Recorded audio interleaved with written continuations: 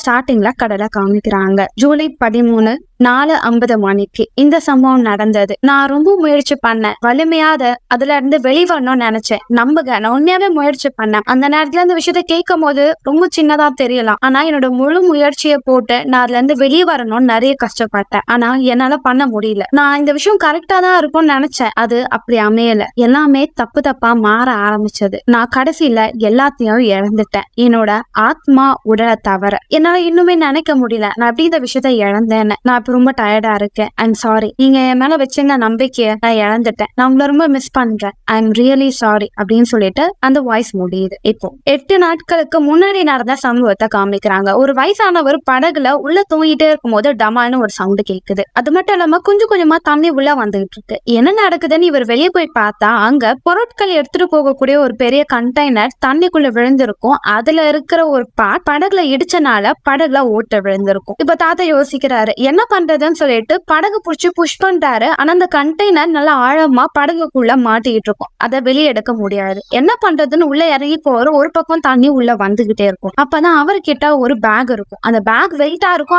அதை வச்சு இதை புஷ் பண்ண பாக்கலாம்னு சொல்லிட்டு அந்த கண்டெய்னருக்கு மேல இறங்குறாரு. அந்த எட்ஜ்ல போய் அந்த பொருளை தண்ணி வழியா தூக்கி போறாரு. அதோட வெயிட்னால அந்த கண்டெய்னர் கொஞ்சம் கொஞ்சமா நகர்ந்து போயிட்டு இருக்கு. இவர் படகை இப்போ டர்ன் பண்ணி திருப்பி ஓட்டிட்டு போயிட்டு இருக்காரு. இப்ப அந்த கண்டெய்னரை பாக்குறாரு. அதுல ஃபுல்லா குழந்தைங்களோட ஷூஸ் தான் இருக்கும். அதை பார்த்துட்டு இப்ப அவர் ரொட்டேட் பண்ணி கொஞ்சமா அந்த தண்ணிகள் எல்லாத்தையும் வெளியே வர மாதிரி முயற்சி பண்றாரு. இப்ப திரும்பவும் அந்த கண்டெய்னர் கிட்ட வராரு. அவர் தூக்கி போட்ட அந்த பொருளையும் கயிறையும் எடுத்துட்டு அவரோட படகுக்கே வந்துடுறாரு. இப்ப அந்த பெரியவர் அந்த படகுக்குள்ள இறங்குறாரு. உள்ள ஃபுல்லா தண்ணி நிரம்பி இருக்கும். இப்போ அங்க வேற ஏதாவது பொருள் இருக்கான்னு பார்த்தா அங்க இருக்கிற சிஸ்டம் எல்லாம் தண்ணியில நனைஞ்சிருக்கும். அந்த பொருளையும் சில பெட்டிகளையும் படகுக்கு மேல எடுத்துட்டு வந்து காய வைக்கிறாரு. இப்போ அவர்கிட்ட ஒரு பாக்ஸ் இருக்கு. அதுல படகு சேதாரமா ஆச்சுன்னா அதுல சரி பண்ணக்கூடிய சில லிக்விட்லாம் அதெல்லாம் வச்சு அவர் ரெடி பண்ணிட்டு இருக்காரு. அதுக்கடுத்து ஒரு மரக்கட்டையை உடைக்கிறாரு. உடைச்சு படகுக்குள்ள போன தண்ணிய அங்க இருக்க ஓட்ட வழியா தண்ணிய வெளியேற்றிக்கிட்டே இருக்காரு. அப்படி ரொம்ப நேரம் பண்ணிட்டே இருக்காரு. அவருக்கு கையெல்லாம் வலிக்குது. ஆனா தண்ணி போற வரைக்கும் தாத்தா முயற்சி பண்ணிக்கிட்டே இருக்காரு. இப்ப அவர்கிட்ட இருக்கிற சில உணவுகள்லாம் சாப்பிட்டுட்டு மேல வேடிக்கை பார்த்துக்கிட்டு இருக்காரு. அப்படியே நைட்டு அங்க மேல ஒரு சின்னதா ஊஞ்சல் மாதிரி கட்டிட்டு அப்படியே தூங்கிட்டு இருக்காரு. காலையில தாத்தா எழுந்து பாக்குறாரு. தண்ணி அப்படியே தான் இருக்கு. தண்ணியில நனைஞ்ச எல்லா பொருட்களையும் வெயில காய வச்சுட்டு இருக்காரு. அப்போ அவர்கிட்ட ஒரு ரேடியோ இருக்கும். அந்த ரேடியோ தண்ணியில நனைஞ்சனால ஒர்க் ஆகுது. அதெல்லாம் பிரிச்சு வெயில காய வச்சுட்டே இருக்காரு. அதுக்கடுத்து உள்ள கரண்ட் இல்லாதனால கீழே தண்ணியில பட்ட இன்ஜின் எல்லாத்தையும் காய வச்சுட்டு இருக்காரு. அதுக்கடுத்தது ரெடி பண்ண அந்த கெமிக்கலை கோணி மாதிரி இருக்கிற மெட்டீரியலை வச்சு அந்த ஓட்டைகளை அடைச்சிட்டே இருக்காரு. அப்படி கொஞ்ச நேரம் காய விட்டு பண்ணிட்டே இருக்கும் போது அது நல்லாவே காஞ்சிருது. சரி, இப்ப தண்ணி உள்ள போதா இல்லையான்னு சொல்லி செக் பண்றாரு. தண்ணி உள்ள போல. இப்ப கொஞ்ச நேரம் கழிச்சு கீழே இருக்கிற பம்பிங்க வச்சு தண்ணியில எடுத்துடுறாரு. உள்ள கிளியர் ஆயிடுது. அதுக்கு அடுத்தது உள்ள இருக்கிற எல்லா இடத்துலயும் இருக்கிற கொஞ்சம் கொஞ்சம் தண்ணியும் துணியால தொடச்சி கிளீன் பண்ணிடுறாரு. இப்போ தாத்தா எங்க இருக்காருன்னு லொகேஷனை மேப்ல பாப்பாரு. அவருக்கு ஒண்ணுமே புரியாது. சரி, புக் எடுத்து படிக்கலாம் சொல்லி புக்கை பார்த்துட்டே இருக்கும் போது இப்ப சடனா ரேடியோ ஆன் ஆயிரும். அதுல இருந்து ஒரு ஆட்கள், கேப்டன் யார் நீங்க, எங்க போயிட்டு இருக்கீங்க, உங்களுக்கு ஏதாவது தேவையா அப்படின்ற சவுண்ட்ல கேட்ட பிறகு இவரும் வேகமோட வந்து ரேடியோ கேட்ட அவரோட பேரையும் அவருக்கு இப்ப உதவி தேவைன்றத சொல்றாரு. ஆனா அந்த ரேடியோ ஒர்க் ஆகாம கட் ஆயிடுது. செமையா கடுப்பாயிடுறாரு. சரி, நம்ம போய் பசிக்குது சாப்பிடலாம்னு சொல்லிட்டு சமைச்சுக்கிட்டே இருக்கும் போது இப்போ மழை பெய்யற சத்தம் கேக்குது. அந்த மழையை பார்த்து அவரு கொஞ்சம் சந்தோஷப்படுறாரு. அதுக்கடுத்து சமைச்சு சாப்பிட்டு கொஞ்ச நேரம் புக் படிச்சுட்டு திரும்பவும் தூங்கிடுறாரு. இப்ப அடுத்த நாள் அவர் இருக்கிற அந்த படகுல மேல ஒரு ஸ்க்ரூ மட்டும் கட்டான மாதிரி அவருக்கு தெரியும். அதனால அவரே மேல ஏறி அதெல்லாம் சரி பண்ணும் போதுதான் இப்ப தூரத்துல ஏதோ புயல் வர மாதிரி இவருக்கு தெரியும். உடனே எல்லா திங்ஸும் எடுத்து வைக்கணும் சொல்லி கீழே வேகமா இறங்குறாரு. சில தண்ணியெல்லாம் பிடிச்சு கேன்ல ஸ்டோர் பண்ணி வைக்கிறாரு. ஷேவிங் எல்லாம் பண்றாரு. கண்ணாடி பொருட்கள் எல்லாத்திலையும் கபோர்ட்ல போட்டு நல்லா லாக் பண்ணி வைக்கிறாரு. இப்போ வேகமா காத்தடிக்குது. புயல் இருக்கிற அந்த இடத்த நோக்கி படகு போயிட்டு இருக்கு. தாத்தா எல்லாத்தையும் பக்காவா செட் பண்ணி வைக்கிறாரு. இப்போ கொஞ்ச நேரம் கழிச்சு மழை ஜோருன்னு பெய்து. அவர் படகு திருப்ப முயற்சி பண்றாரு. கொஞ்ச நேரம் உள்ள போறாரு. மழை பெய்யறனால நினைக்கூடாதுன்னு ஆடைகளை மாத்திட்டு திரும்பவும் மேல வராரு. அப்படி மேல வரும்போது அங்க இருக்கிற துணியெல்லாம் பறக்குதுன்னு இழுத்து பிடிச்சு உள்ள தள்ளும் போது இப்போ அவரையா அங்க இருக்கிற ஆளை தண்ணிக்குள்ள இழுத்துருது. தண்ணிக்குள்ள டொப்புன்னு விழுந்துடுறாரு. ஆனா எப்படியோ கஷ்டப்பட்டு தண்ணிக்குள்ள இருந்து நீச்சல் அடிச்சு படக்குள்ள வந்து ரிலாக்ஸ் பண்றாரு. திரும்பவும் வேகமா காத்தடிக்குது. காமிக்குது அங்க இருக்கிற பொருட்கள் எல்லாமே கீழே விழுகிற மாதிரி இருக்கு தெரியுது. கொஞ்ச நேரம் ரெஸ்ட் எடுத்து அங்க போய் பொருட்கள் எல்லாம் உள்ள எடுத்துட்டு வராரு. இப்ப அவரால் சுத்தமா முடியல, அப்படியே மயக்க வருது, அப்படியே கொஞ்ச நேரம் படுத்துறாரு. இப்போ சடனா பயங்கரமான சத்தங்கள் கேக்குது. அவர் இருக்கிற படகு அப்படியே மொத்தமா உள்ள கவிழ்ந்துகிட்டே இருக்கு. அவர் உள்ளே அப்படியே ரொட்டேட் பண்ணி விழுந்துகிட்டே இருக்காரு. இப்ப என்னதான் நடக்குதுன்னு வெளியே போய் பாக்குறாரு. படகு சாயிற மாதிரி இருக்கு. அதனால வெயிட்டான பொருட்கள் எல்லாம் கையில கட்டி கீழே இறக்குறாரு. அப்படி பண்ணிட்டே இருக்கும் போது தாத்தா திரும்பவும் தண்ணிக்குள்ள விழுந்துடுறாரு. இந்த வாட்டி அவர் விழுகும் போது அவர் படகும் பாதியா சாஞ்சிடுது. ஆனா எப்படியோ நீச்சல் அடிச்சுட்டு உள்ள வந்துடுறாரு. அப்படி உள்ள வரும்போது அங்க இருந்த பெரிய பலகைய உடஞ்சு கீழே சாஞ்சிருக்கும். இப்படியோ தாத்தா உள்ள போறாரு. உள்ள போய் பார்த்தா அங்க அவர் சரி பண்ணி வச்ச அந்த ஓட்டையில இருந்து திரும்பவும் தண்ணி லீக் ஆகுது. கடவுளே என்ன பண்றது அப்படின்னு சொல்லிட்டு தலையில கை வச்சுட்டு தாத்தா உட்காந்துடுறாரு. சரி ஏதாவது பண்ணணும்னு சொல்லி எழுந்துக்கிறாரு. அப்படி நடந்து போகும்போது டக்குன்னு படகு சாயுது. முன்னாடி இருந்த கம்பியில தலையில இடிச்சு தாத்தா அப்படியே மயக்கம் போட்டு விழுந்துடுறாரு. இப்ப கொஞ்ச நேரம் கழிச்சு மயக்க தெளிஞ்சு தாத்தா எழுந்து பாக்குறாரு. ஃபுல்லா படகுல தண்ணியா இருக்கு. வேற வழியே இல்ல, நம்ம இப்ப இந்த படகு விட்டு போய் ஆகணும்னு சொல்லி அவர்கிட்ட அடிஷனலா ஒரு பலூன் படகு இருக்கும், அதை எடுத்துட்டு வந்து வெளியே வீசுறாரு. அதுக்கடுத்து அதுல போய் படுத்துறாரு.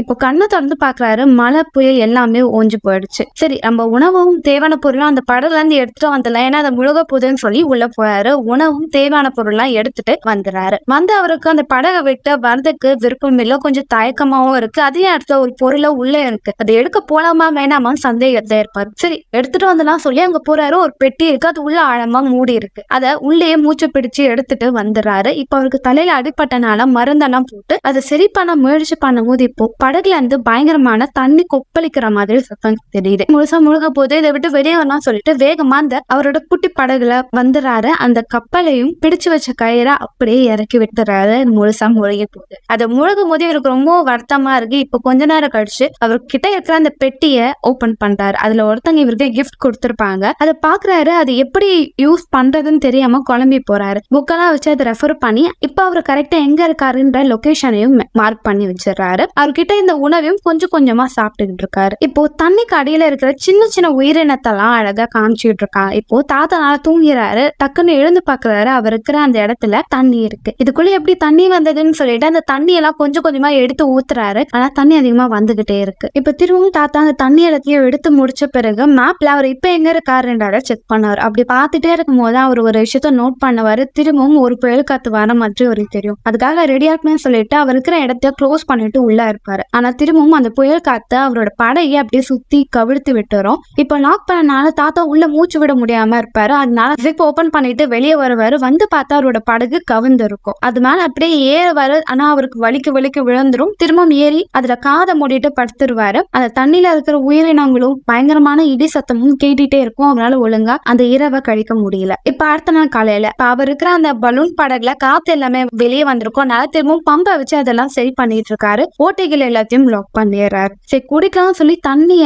அவர் ஆல்ரெடி கேன்ல பிடிச்சு வச்சுதான் குடிக்கிறாரு. ஆனா உப்பு கரைக்குது. ஏன்னா இதுன்னு சொல்லிட்டு திரும்பவும் குடிக்கிறாரு. உப்பு கரைக்குது. அதாவது அவர் அந்த கேன்ல தண்ணி ரொப்பும் போது பின்னாடி ஒரு மூடி இருக்கும். அது அந்த புயல் காத்துல ஓப்பன் ஆயிருக்கும். அதனால நல்ல தண்ணியில கொஞ்சம் உப்பு தண்ணி கலந்துருச்சு. இப்ப அவருக்கு குடிக்க ஒரு சொட்டு நல்ல தண்ணியே இல்ல. இதனால அவர் வருத்தப்படுறாரு. நான் தப்பு பண்ணிட்டேன், என்ன பண்றது அப்படின்னு சொல்லிட்டு பயங்கரமா கோவப்படுறாரு. இப்ப பயங்கரமா வெயில் அடிக்கும். தண்ணி தாகமா இருக்கும். தொண்டெல்லாம் வறண்டு போயிருக்கும். என்ன பண்றதுன்னு யோசிப்பாரு. அப்பதான் தாத்தாக்கு ஐடியா வரும். வெயில்னால தண்ணி எவாப்ரேட் ஆகுறதுனால நம்ம நல்ல தண்ணி எடுக்கலாம்னு சொல்லிட்டு அதை அவர் முயற்சி பண்ணுவாரு. வெயில் அடிக்கிறதுனால அவங்க வந்து கர்ச்சிஃபா தண்ணியில நினைச்சு கழுத்துல மாட்டிட்டு அப்படியே டயர்டா படுத்துருவாரு. இப்பதான் அவர்கிட்ட இருக்க பொருட்கள் பார்க்கும்போது மீன் பிடிக்கிற ஒரு வலை இருக்கும். அதையும் தண்ணியில போட்டுட்டு கொஞ்ச நேரம் வெயிட் பண்ணிக்கிட்டே இருப்பாரு. இப்ப கொஞ்ச நேரம் கழிச்சு அந்த தண்ணியை பாப்பாரு. அது ரொம்ப கிளீனா இருக்கும். அது குடிக்கும் போது அவருக்கு ரொம்ப அமிர்தமா தான் இருக்கும். குடிச்சிட்டு அப்படியே ரிலாக்ஸா அவர் உட்காரும் போது இப்போ ஒரு பெரிய படகுல நிறைய கண்டெய்னர் எடுத்துட்டு போயிட்டு இருக்கோம். அவங்க கிட்ட நம்ம செய்கை காமிக்கிறோம். அவங்க மாட்டிக்கிட்ட விஷயம் உங்களுக்கு தெரியணும்னு சொல்லி அவர்கிட்ட சில எமர்ஜென்சி லைட்லாம் இருக்கும். அதுல ஒன்னு எடுத்து அவர் பிரஸ் பண்ணுவாரு. அந்த லைட் வெளிச்சமா இருக்கனால அந்த லைட் போறது அவங்களுக்கு தெரியாதனால அந்த படகு அங்க இருந்து போயிடும். தாத்தாவும் நான் இங்க இருக்கேன், என்ன காப்பாத்துங்க கத்துவாரு. ஆனா அந்த படகுல வர சத்தத்தினால அவர் கத்துற சத்தம் அங்க யாருக்கும் கேட்காது. அவங்க அங்கிருந்து போயிடுறாங்க. இதனால தாத்தா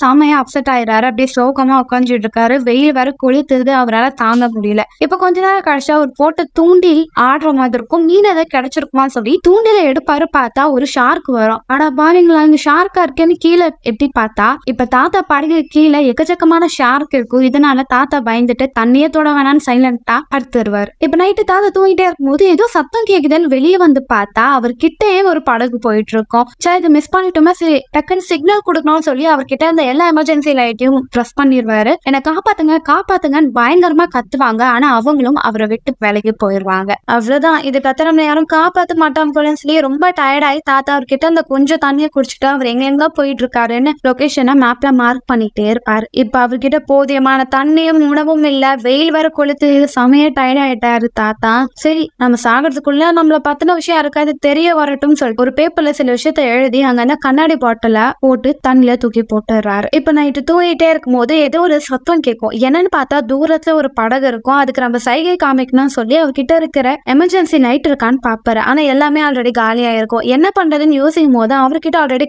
ஒரு கேன் இருக்கும். அந்த கேன்ல இருக்கிற தண்ணி ஊத்திட்டு அவர்கிட்ட இருக்கிற பேப்பர் எல்லாத்தையும் அதுல போட்டு கொளுத்தி விட்டுருவாரு. நெருப்பு எரியறனால வெளிச்சத்துல நான் இங்கதான் இருக்கேன், காப்பாத்துங்க காப்பாத்துங்கன்னு கத்துவாரு. ஆனா இன்னுமே வெளிச்சம் அதிகமா தேவைன்னு சொல்லிட்டு நிறைய பேப்பரை போட்டுட்டு வீசிக்கிட்டே இருக்கும் போது அந்த நெருப்பு அவர் அந்த பிளாஸ்டிக்லயே பட்டு முழுசா எரிய ஆரம்பிக்கிறது. அவரால் அதை அணைக்க முடியல. கத்திக்கிட்டு அதை அணைச்சிக்கிட்டே இருக்காரு. இப்போ ஒண்ணும் பண்ண முடியாதனால அவரே தண்ணியில குதிச்சிடுறாரு. அவ்வளவுதான், நம்ம வாழ்க்கை முடிஞ்சிடுச்சு அப்படியே சொல்லிட்டு எல்லா இடத்தையும் பாக்குறாரு. சுத்தி தண்ணி தான், எவ்வளவு நேரம் நீச்சல் அடிச்சுட்டே இருக்க முடியும், ரொம்ப காலி அப்படின்னு சொல்லிட்டு அப்படியே கொஞ்சம் கொஞ்சமா தாத்தா தண்ணியில மூழ்கி போயிட்டே இருக்காரு. அவரோட அந்த பிளாஸ்டிக் படகு எரிட்டு அவர் தண்ணியில மூழ்கி பார்த்துட்டே இருக்காரு. இப்போ கொஞ்ச நேரம் கழிச்சு அந்த படகு அந்த எரியிற நெருப்பு கிட்ட வருது. டார்ச் லைட்ட தண்ணிக்குள்ள யாரும் அடிக்கிறாங்க, யாராவது உள்ள இருக்கீங்களா அப்படின்றத சொல்றாங்க. தாத்தா இப்ப டக்குன்னு நீச்சல் அடிச்சுட்டு வந்து அவங்க கொடுக்குற கைய அப்படியே பிடிச்சுக்கிறாரு. இதோட இந்த படத்தை முடிக்கிறாங்க.